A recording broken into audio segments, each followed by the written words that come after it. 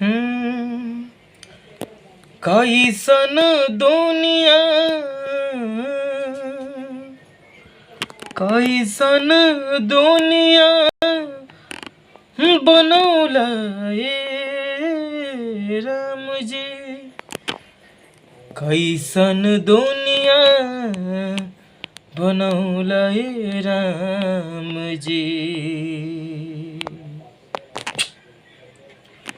कैसन दुनिया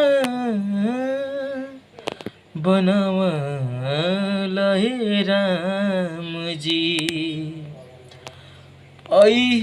पैसा के मोह में, पैसा के मोह में पड़ के ये दुनिया,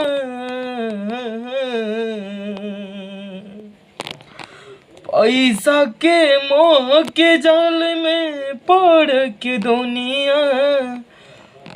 आपस में हेराइल ये राम जी, कैसन दुनिया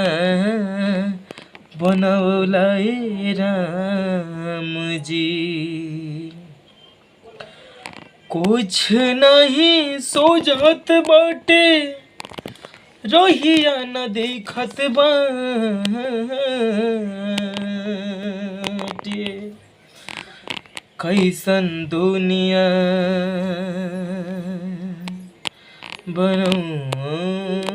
बनौला राम जी, कैसन दुनिया बनवला ए राम जी। दुखवा इतना कहीं हम कितना, दुखवा इतना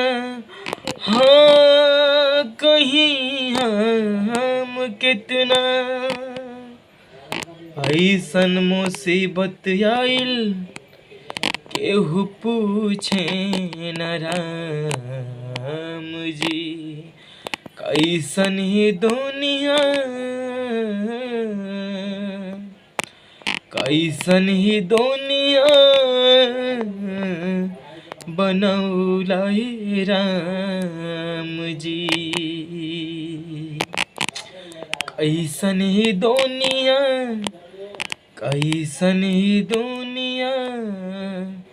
बनवला